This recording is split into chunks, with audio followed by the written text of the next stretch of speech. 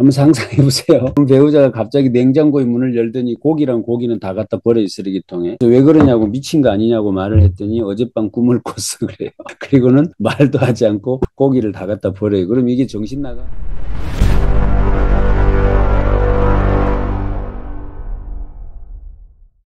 자, 여러분 반갑습니다. 최병철의 북새통 주말 독서 경영 아카데미 진행하도록 하겠습니다. 오늘은 노벨 문학상 수상자이신 한강 이제 선생님이라고 불러야 되겠다, 그죠? 한강 선생님의 작품 중에 채식주의자라는 책. 원래 그렇습니다. 우리가 문학 작품 이러면 뭐 예전에는 그냥 읽던 책도 왠지 이제 막 주변에 있는 사람들이 의미를 부여하기 시작하죠. 그래가지고 뭐 쉼표 하나 찍은 것까지도 어떤 의미가 있다고 막 해석을 하고 막 이렇게 됩니다. 그러면 사실은 작가도 잘 모르는 그런 해석들도 나오게 되고 막 이렇게 되죠. 실상 어떤 문학 작품이라는 것은 그것을 읽어내는 사람이 어떤 생각을 가지느냐는 그 읽는 사람의 자유이기 때문에 그런 면에서 너무 구속되지 말고 그냥 한번 같이 만나보는 시간이 되면 좋겠다라는 말씀을 드립니다. 그래서 채식주의자, 제가 책 제목이라도 본 사람이 책 제목도 안 본 사람보다는 100배 낫다라는 말을 하루에 꼭 두세 번씩은 하고 다닙니다. 그런데 이 책에서 채식주의자라는 제목, 이 제목만 가지고도 그 다음에 어떤 이야기를 하려고 하는지가 연상되고 있다면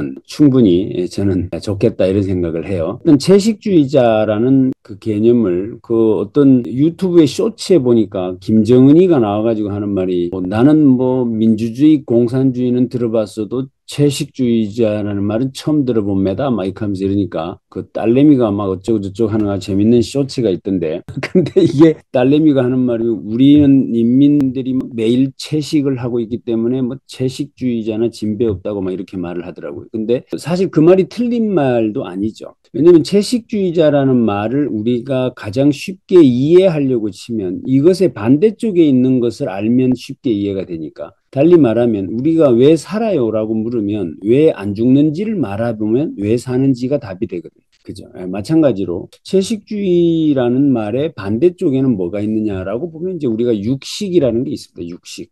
그러니까 어쩌면 육식의 반대쪽에 있는 이야기를 지금 하려고 하는구나. 이것은 조금 다르게 해석하면 육식을 추구하며 살아가는 모든 현대인들에 대한 저항이다 이렇게 봐야 되죠. 그럼 이 책은 뭔가 저항을 하려고 하는 거겠구나. 그러면 그 과정에서 무슨 일이 일어나겠다? 볼 것 없이 폭력이 일어나겠구나 라고 하는 것을 연상해 볼 수 있는 그런 제목이다 라고 볼 수 있겠습니다. 이때 그 폭력에 이제 우리가 대응하는 방법에 문제가 있습니다. 보통은 죄송합니다 하고 깨갱하든지 아니면 몰래 하든지 뭐 이게 이제 일반적으로 살아가는 삶의 방식들이죠. 그런데 여기에 굴하지 않고 저항을 하는 겁니다. 여기에 그냥 순응하지 않고 저항해 가는. 그런데 그 저항이라고 하는 것도 나도 힘이 좀 있을 때 하는 거 아니에요? 그죠? 나도 누군가에게 대응할 수 있는 정도의 힘이 있을 때 이제 보통 저항을 한다 뭐 이렇게 말하는데 그런 힘이 전혀 없는 연약한 어떤 여인이 그것을 기꺼이 감당해 나가는 과정. 이것이 이제 어쩌면 우리에게 어떤 메시지를 준다라고 볼 수 있을 것 같아요. 일단 우리나라의 노벨상을 받은 거는 축하할 일이죠.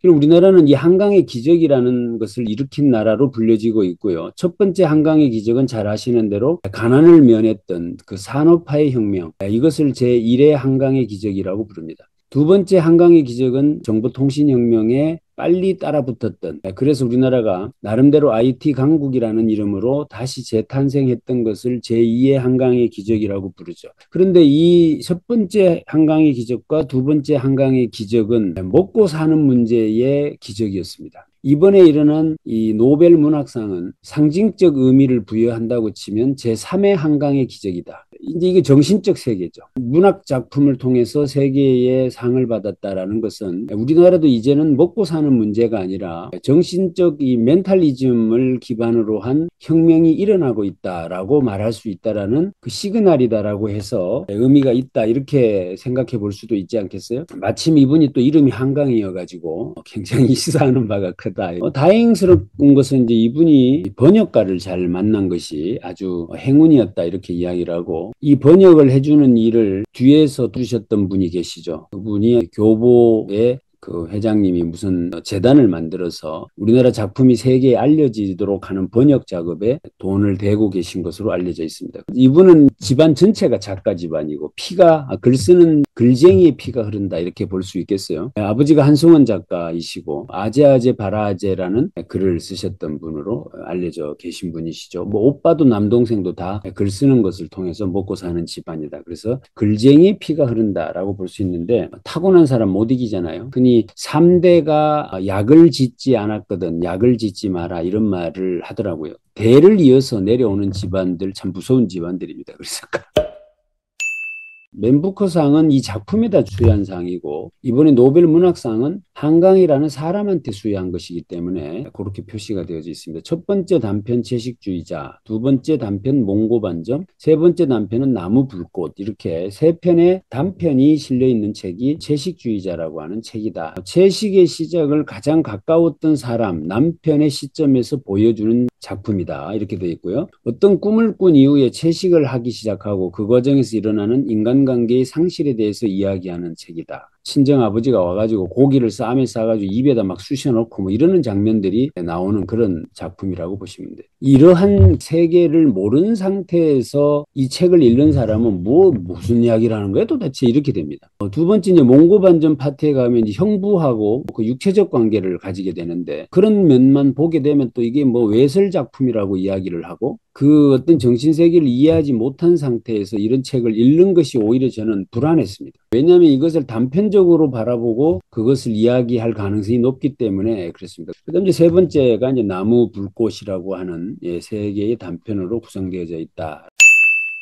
화자는 영혜의 남편이다. 수수하고 특별한 특징이 없는 영혜는 조용한 성격이다. 이처럼 특징 없는 성격과 외모 때문에 영혜의 남편은 영혜와 결혼했다고 한다. 튀지 않고 평범하게 살고 싶어서 그런데 어느 날 꿈을 꿨다고 하면서 고기 먹기를 거부한다. 지금이야 채식주의라는 말이 흔하지만 저 때는 생소할 때다. 그리고 건강을 위해서나 종교적인 이유가 아니라 단지 꿈 때문에 고기를 거부한다는 것이 이해가 되지 않죠. 가족들의 만류에도 불구하고 고기를 먹지 않고 서서히 다른 음식도 먹지 않고 꿈 때문에 잠도 제대로 자지 않는다. 답답하다는 이유로 브레이지어를 하지 않고 남편과 동반 모임도 찬석한다. 여기서 남편이 영애와 결혼한 이유에 대해서 한번 생각을 해보세요. 튀지 않고 평범하니까 결혼했다 이렇게 돼 있어요. 육식을 즐겨야 한다, 육식을 완성했다라고 하면 사회적으로 어떤 위치가 좀 나름 된다 뭐 이렇게 볼 수 있잖아요. 그리고 그런 사람들이 가지는 어떤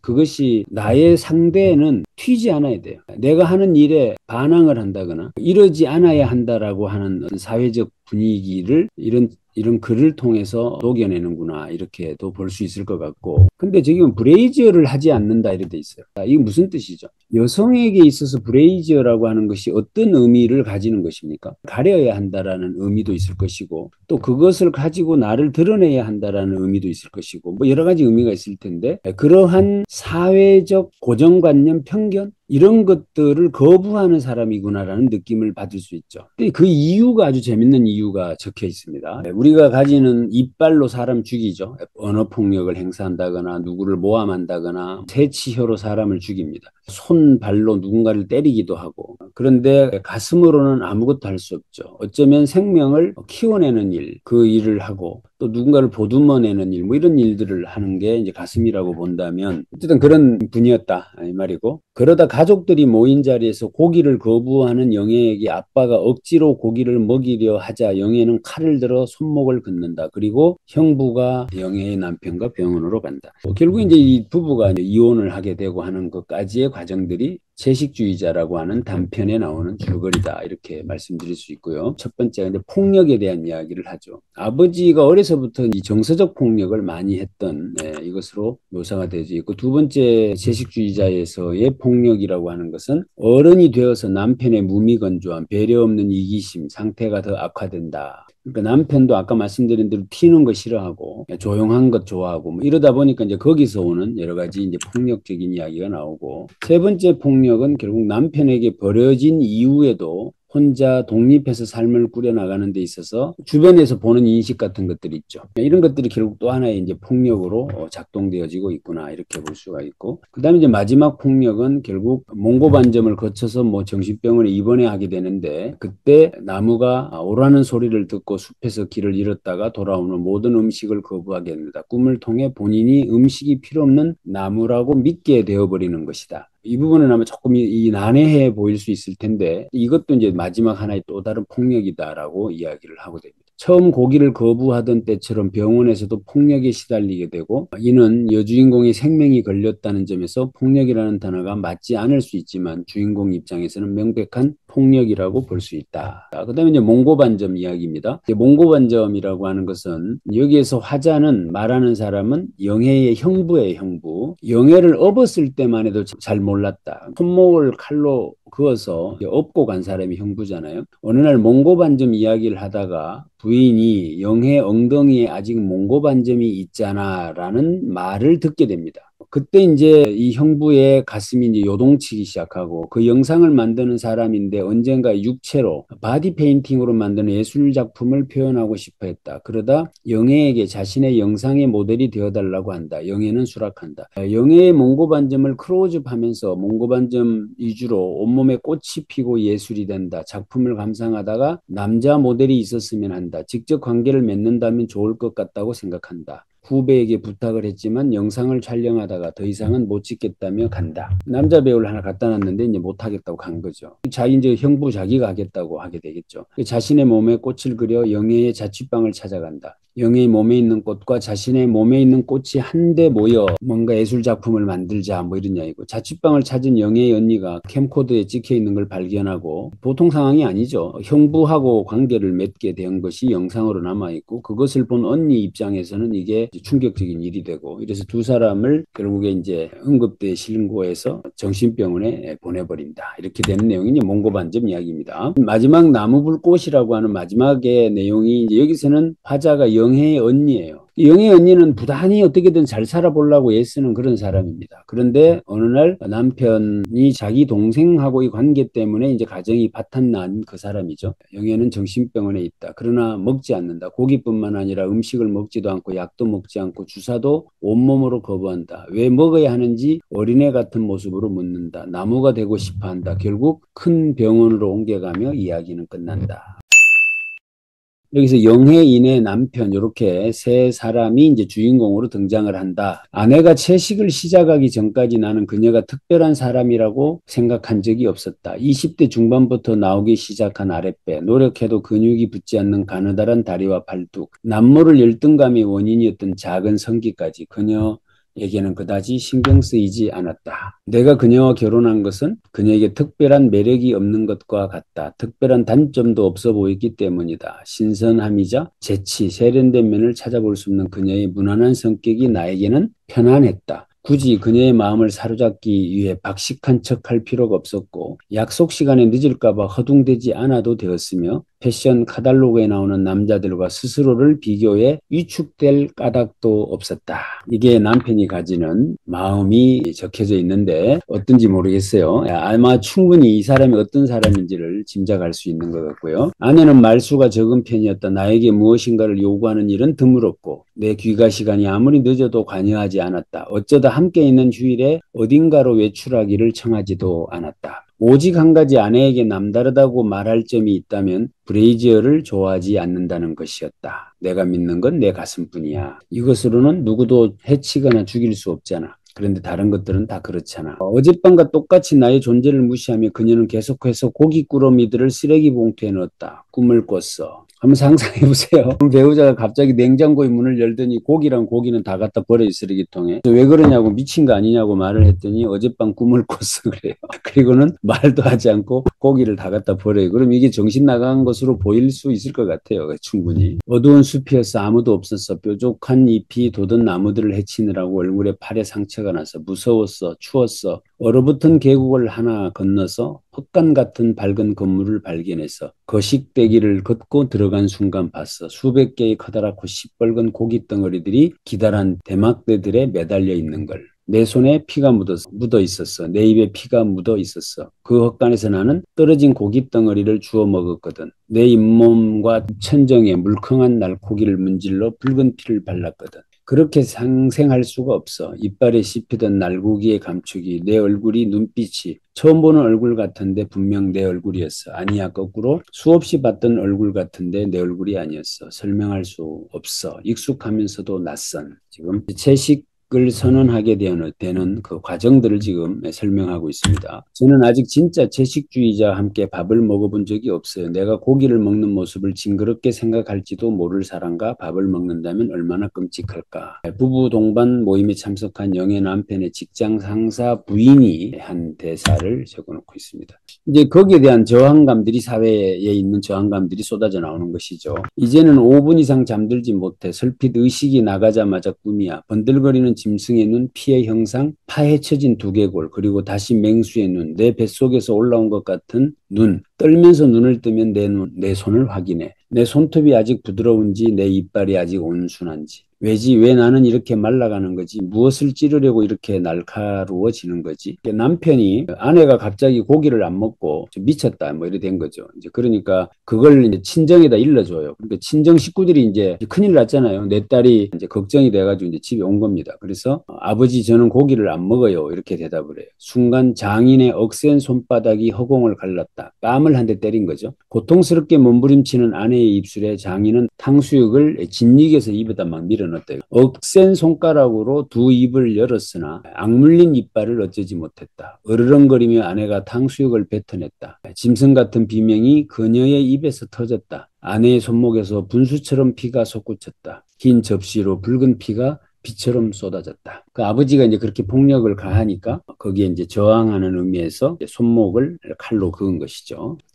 내 다리를 물어뜯은 개가 아버지의 오토바이에 묶이고 있어. 아버지는 녀석을 나무에 매달아 불에 거슬리면서 두들겨 패지 않을 거라고 했어. 달리다 죽은 개가 더 부드럽다는 말을 어디선가 들었대. 이게 이제 어려서 아버지가 했던 폭력성의 모습을 보여주고 있는 거예요. 그날 이제 개를 잡아가지고 우리 집에서는 잔치가 벌어졌어. 개에 물린 상처가 나으려면 먹어야 한다는 말에 나도 한 입을 떠 넣었지. 아니 사실은 밥을 말아 한 그릇을 다 먹었어. 국밥 위로 어른거리던 눈, 녀석이 달리며 거품 섞인 피를 토하며 나를 보던 두 눈을 기억해. 아무렇지도 않더군. 정말 아무렇지도 않았어. 아내는 분수대 옆 벤치에 앉아 있었다. 환자복 상의를 벗어 무릎에 올려놓은 채 앙상한 쇄골과 여인 젖가슴, 연갈색 유두를 고스란히 드러내고 있었다. 그녀는 왼쪽 손목의 붕대를 풀어버렸고 피가 새어나오기라도 하는 듯 봉합 부위를 천천히 핥고 있었다. 나는 아내의 움켜진 오른손을 펼쳤다. 아내의 소나귀에 목이 눌려있던 새 한 마리가 벤치로 떨어졌다. 깃털이 군데군데 떨어져 나간 작은 동박새였다. 포식자에게 뜯긴 듯한 거친 이빨 자국 아래로 붉은 혈흔이 선명하게 번져 있었다. 이 작품에 이제 반복되는 단어가 바로 이 세 가지인데, 첫째는 더워서라고 하는 이야기, 두 번째는 저는 고기를 먹지 않아요라는 이야기, 그리고 세 번째는 꿈을 꿨어라는 말이 계속 반복적으로 구사가 됩니다. 어떤 의미냐? 죄책감으로 답답해진 마음을 나타낸다. 영애는 유독 브레이지어를 갑갑해한다. 명치 끝에 덩어리진 목숨들에 대한 죄책감을 해소하고자 속옷과 상의를 탈의하는 행위를 해보지만 본질적으로 채워지지 않는다. 항상 갑갑하고 더부룩하다. 평생을 이 죄책감으로부터 자유로울 수 없을 것 같다. 저는 고기를 먹지 않아요. 흰둥이의 죽음에 수수방관했던 유년 시절과는 달리 폭력과 권유 앞에서도 자신의 가치관을 굽히지 않겠다는 의지를 나타낸다. 전무의 부인이 탕평채를 보냈을 때 아버지가 탕수육을 억지로 먹으려고 했을 때 평소라면 권유에 항복했을 보통 여자가 고기를 먹지 않겠다고 당당히 커밍아웃을 하는 순간이다. 여기서 중요한 이야기가 하나 있어요. 뭐냐면 나는 육식을 하지 않아요라고만 말했지 나는 채식주의자요라고 말하지 않았다는 점이고, 그렇다고 해서 육식을 하는 사람에게 뭘 어떻게 하라고 한 적이 없어요. 그냥 단순히 어떤 그 개인으로서 거기에 참여하지 않고 있었을 뿐인 거죠.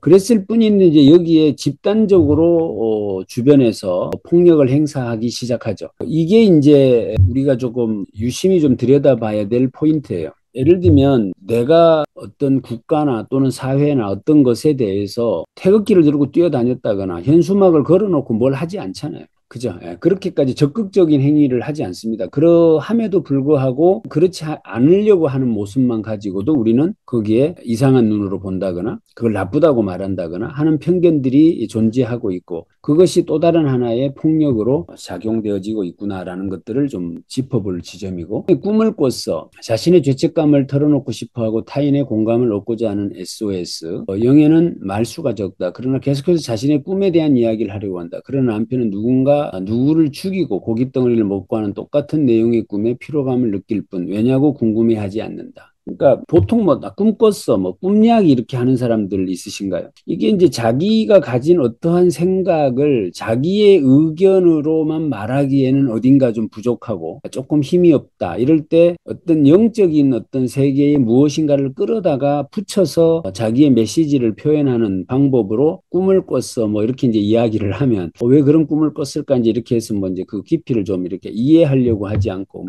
뭔지 쓸데없는 소리 한다고 한다거나 제가 이제 아주 잘하는 건데 무슨 공약이냐 무시하는 일들이 벌어지고 있다. 우리 삶 속에 늘상 일어나고 있는 일들이구나라는 것들을 볼 수 있어요. 몽고반점, 몽골리안계 특유의 태생 후 둔부에서 배부에 분포하는 푸른 반점을 우리는 몽고반점이라고 한다. 특이하게도 몽골리안 계통이 인종에게만 존재하지만 왜 있는지는 모른다. 징기스칸 일본이나 아메리카 원주민 동남아시아에도 있다. 삼신할매 아동학대로 오해받기도 한다. 삼신할매가 태어날 때 애 울으라고 궁뎅이를 한 대 찰싹 때려가지고 생긴 멍이다. 뭐 이렇게 알고들 계시고 또는 가끔씩 병원에 갔는데 몽고반점이 크면 부모가 아동을 학대하는구나 이래서 신고를 하기도 한답니다. 그래가지고 오해를 받기도 하는 것이 바로 이 몽고반점이라고 하는 것인데 그는 정 많은 아내의 책임감 있는 얼굴을 숟가락에 약을 쏟을까 조심하며 아들에게 다가서는 신중한 뒷모습을 보았다. 좋은 여자다. 하고 그는 생각했다. 처음부터 지금까지 아내는 언제나 좋은 여자였다. 좋기만 한 것이 아니라 오히려 답답하게 느껴지는 그런 여자였다. 이게 지금 형부의 입장에서 그 영애의 인애죠. 인애에 대한 해석이죠. 내일이라도 연락을 해볼게. 전화번호 줘요. 아니 나한테 있어. 그의 스케치 속의 여자는 얼굴이 잘려있을 뿐 처제였다. 한 번도 보지 못한 처제의 알몸을 상상해 처음 그리고 작고 푸른 꽃 같은 점을 엉덩이 가운데 찍으며 그는 가벼운 전율과 함께 발기를 경험했었다. 그것은 결혼한 이후 늘 그런 아내를 바라보면서 이제 그런 감정 자체가 생기지 않았는데 처제가 몽고반점이 있다는 이야기를 듣고 그것을 그림으로 그려보는 과정에서 이 형부가 느끼는 감정들을 지금 묘사해 놓고 있습니다. 은밀히 터질 듯한 가슴을 의식하며 욕실문을 닫았다. 아내의 비음을 듣고 싶지 않아 그는 아내의 입을 막았다. 내 부탁은 모델이 되어 달라는 거야. 이게 처제한테 이제 말을 하는 거죠. 옷을 벗고 몸에 물감칠을 할 거야. 그리고는요, 그러고 있으면 돼. 촬영이 끝날 때까지. 물감칠을 몸에 한다고요? 꽃을 그릴 거야.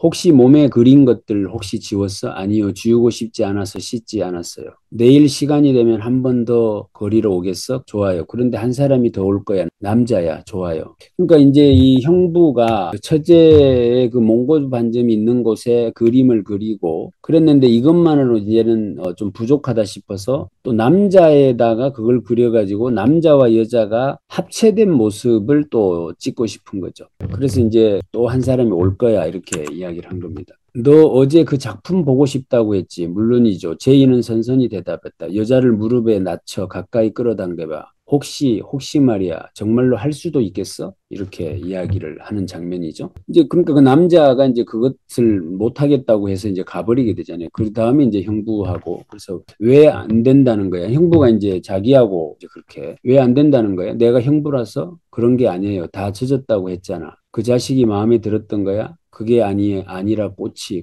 정말 하고 싶었어요. 그렇게 하고 싶었던 적이 없었어. 그 사람 목에 뒤덮인 꽃이요. 그게 날 못 견디게 했었던 거야. 그것뿐이에요. 내 몸에 꽃을 그리면 그때 받아주겠어? 그걸 찍어도 괜찮겠어? 이게 피해한테 다른 사람한테 형부가 자기 몸에다 이제 꽃을 그려달라고 부탁을 하죠. 지금은 왠지 안 돼 보여. 온몸에 꽃을 그려놓은 형 모습이 불쌍하던 생각이 들어. 한 번도 형한테서 그런 느낌 받은 적 없었는데.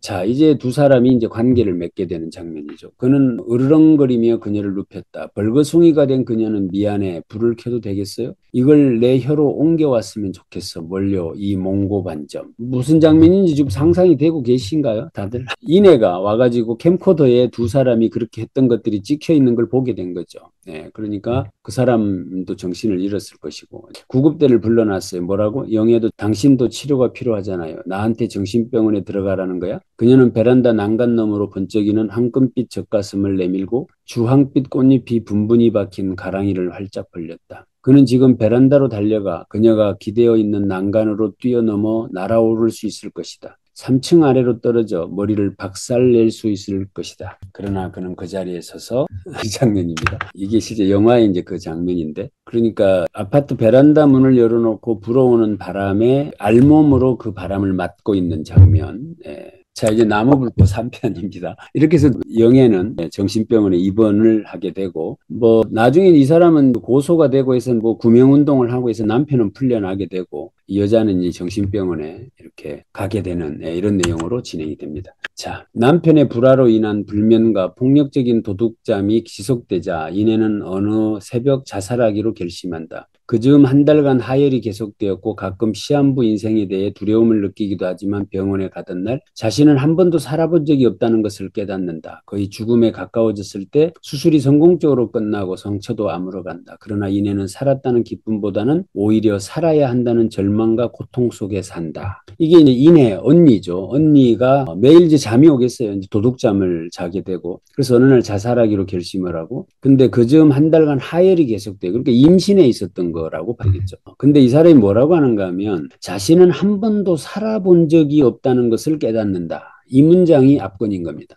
그러니까 한 번도 살아본 적이 없다. 그저 견뎠을 뿐이다. 이런 이야기가 이제 여기서 나오는 것이고 우리는 그럼 과연 살아가고 있는 것인지 견디고 있는 것인지를 한번 짚어볼 필요가 있고 우리가 만약 먹기 위해서 산다 이렇게 해버리면 견디는 것이 돼버리잖아요. 그러니까 살아야 한다라는 이야기로 볼 수 있을 것 같아요. 언니 내가 물구나무에 있는데 내 몸에 잎사귀가 자라고 내 몸에서 뿌리가 돋아서 땅속으로 파고들었어. 끝없이 사타구니에서 꽃이 피어나려고 해서 다리를 벌렸는데 활짝 벌렸는데 뭐 이런 비디오 작품을 만들어서 전시하는 그녀의 남편은 항상 지치고 피곤해 보였다. 결혼 후에도 그랬다. 그녀는 진심으로 그를 쉬게 해주고 싶었다. 19의 타향에서 삶을 헤쳐나온 그녀의 고단한 뒷모습을 지친 그에게 비춰보았을까. 문득 그녀는 정말 쉬게 해주고 싶었던 것은 그녀 자신이 아닐까 생각해 보았다. 고지식할이 많지 올곧은 성격, 누구에게도 아첨하지 않는 남편은 모든 삶이 자연스러워 보이는 이내에게 큰 감동을 받는다고 말한 적이 있다. 그 감동이라는 것이 사랑 고백은 아니었던 것 같다. 그에게 사랑이라는 것은 자신의 작품밖에 없어 보였다. 오직 작품을 할 때만 알 수 없는 생명의 빛이 번쩍였다. 언제부턴가 그는 부쩍 더 고단해졌고 집보다 작업실에서 보내는 시간이 많아졌다. 어린 아들은 우리 집에 아빠가 있어라고 묻곤 했는데 그때마다 여자는 없어라고 짧게 대답했다. 아무도 없어. 너랑 엄마만 있는 거야. 언제까지나 그럴 거야.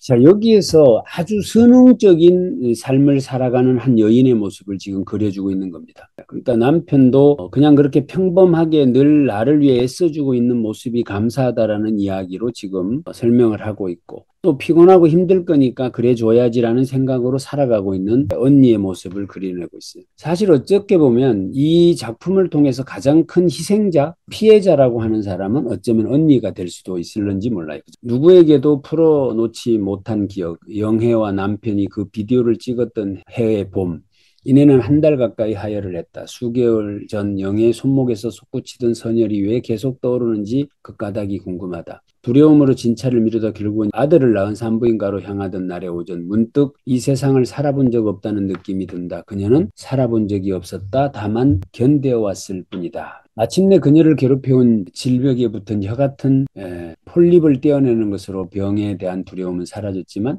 그 순간 뜻밖에도 이내는 고통을 느꼈다. 수술 후 2주간은 하혈이 계속됐고 차차 상처가 아물어가며 피가 멈췄지만 그녀는 여전히 상처가 뚫려 있는 것처럼 느껴졌다. 마치 마치 그 구멍 속으로 온몸이 빨려 들어갈 것 같은 크게 벌어진 상처. 여성의 그 부위를 이제 상처라고 표현하고 있는 것인데 이것은 그리스인 조르바에 보면 이 부분이 그대로 언급되어져 나오죠. 그래서 여자들은 상처가 있다 태어날 때부터 이렇게 이야기를 합니다. 그래서 그 상처를 잘 이렇게 보듬어줘야 된다라는 개념으로 이제 그리스인 조르바는 이야기를 하는 장면이 나오는데 이 부분을 지금 상처라고 표현하고 있고 이내는 계절의 변화를 묵묵히 지켜보았다. 항상 잠결에 자신을 도둑처럼 안았던 남편은 조금만 참아라고 무수히 말했었다. 혼곤한 잠으로 고통과 치욕을 치우곤 했던 그런 날이면 어김없이 아침 식탁에서 무심코 젓가락으로 자신의 눈을 찌르고 싶어져 끓는 물을 머리에 붓고 싶은 충동을 느꼈다. 찌르는 듯한 흉통에 아이가 젖먹이일 때부터 좋아해 자주 입었던 보라색 면 티셔츠를 꺼내 입었다. 수없이 빨았어도 아직 젖내와 베갯내가 남아있는 것 같다. 몸이 안 좋을 때마다 찾아 입었던 옷이었다. 이 모든 것은 무의미하다. 더 이상은 견딜 수 없다. 더 앞으로 갈 수 없다. 가고 싶지 않다. 지금 이 고통에 찬 순간에 대한 기시감을 느꼈다. 하혈을 시작했을 때 그녀는 이미 오래전부터 자신이 죽어 있음을 확신했다. 그녀의 고단한 삶은 연극이나 유령에 지나지 않는다는 것을 그녀에게 나란히 선 죽음의 얼굴은 마치 혈육처럼 낯익었다. 그녀는 갑자기 한기를 느끼며 장난감 방으로 건너가 모비를 떼어내 끈을 푼다. 단단한 매듭에 손끝이 아팠지만 여느 때처럼 참을성 있게 엉킨 끈을 풀어낸다. 장식은 차곡히 바구니에 정리한 뒤 끈을 말아 바지 주머니에 넣고 뒷산으로 향하는 이내. 네가 죽을까 봐 그러잖아. 왜 죽으면 안 되는 거야? 그를 사랑한다는 확신이 그녀에게는 없었다. 그것을 알면서도 부지중에 그녀는 그와 결혼했다. 교육자와 의사가 대부분인 그의 집안 분위기를 그녀는 좋아했다. 산다는 것은 이상한 일이고 그 웃음의 끝에 그녀는 생각한다. 어떤 일이 지나간 뒤에라도 그토록 끔찍한 일들을 겪은 뒤에도 사람은 먹고 마시고 용변을 보고 웃기까지. 이것 빼요, 이것 빼라고요. 젠장 또 박혔어? 됐어, 이제 됐어. 제발 그만해요, 그만 좀. 눈을 뜬 영애, 이내가 낮이 기름을 불러본다. 영애는 결코 대답하지 않겠다는 저항으로 고개를 틀어버린다. 자살하려 했던 그날 새벽의 산길이 떠오른다.